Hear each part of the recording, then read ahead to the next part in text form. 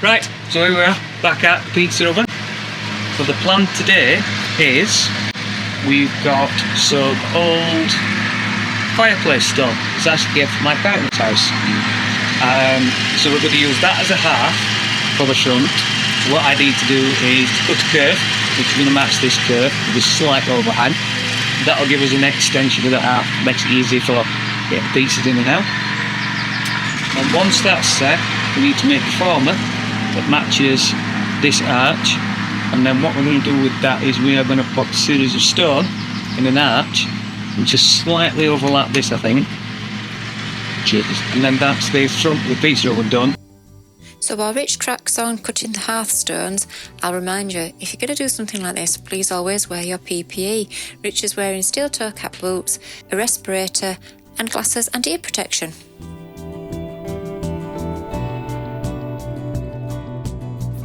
I'm softening the freshly cut stone edge by hitting it with a hammer. Ritch takes softening the freshly cut stone edge one step further. Scotch hammer, the face of the brick. So basically putting texture on it. At last, we're ready to lay the stone. By wetting the concrete, I prevented the mortar drying out too quickly, extending its working time. While I lay the stone in the background, I'll explain. I made sure that the stones were level with the tunnel of the oven and level to one another. Here she is, Cassie, keeping a careful watch on what we're doing, making sure we're doing it right. Once I've finished, Ritch comes along and makes my work look pretty. Today's Arch Day. Ritch has made this former, which follows the shape of the opening into the tunnel. Did the hearth yesterday, gave that a chance to dry off. And then we've got our little stones cut like this. So this bit is the edge bit, and that's going to fit up to there like that. And then we're going to do a series of them, and they're going to go all the way around. So what I'm going to do is start at either side. I'm going to work my way up to the top. They're not all cut yet. The sizes are cut, rough sizes, but the cutouts aren't all done because they need to change as we go around this curve.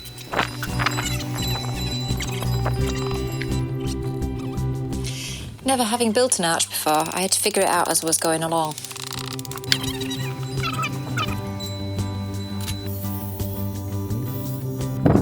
To keep the arch reasonably symmetrical, I kept checking the top outer corners of the stones were level. I also checked the vertical face of the stones to make sure that they were plumb.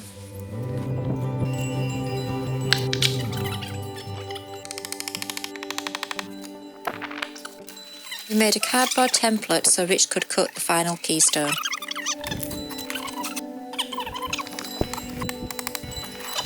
Brushing the damp mortar with a soft brush just softens the texture and brings out the little chips of lime. We're doing it. Do it. I will say it's still wet. It's not had time to actually dry out completely. But I've still got some mortar, like I said, I'd like to get the inside pointed. Oh, look at that. With the former removed, the final bit of pointing could be done. We were so excited we forgot to do a completion video. What are you doing? I'm seasoning my oven. What time is it? 9 o'clock in the morning. And this is second fire. Do you think he's happy? I think he's happy. Look at that big grin on his face. You've got a big grin as well, you're happy. Yeah, but I'm behind the camera. But look at the colour of the arch. It's going black. Didn't know it was going to go black. If I'd have known it was going to go black, you wouldn't have been allowed a fire in it. You can't make a pizza without a fire. You can. You go to a takeaway. Yeah, but you're not making it then, are you? No.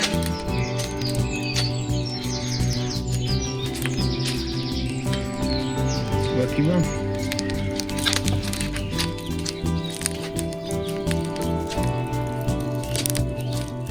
A few days later, we cooked our first pizza. Ritch made his own pizza oven, accessories and tools, but he was so excited he forgot to video it.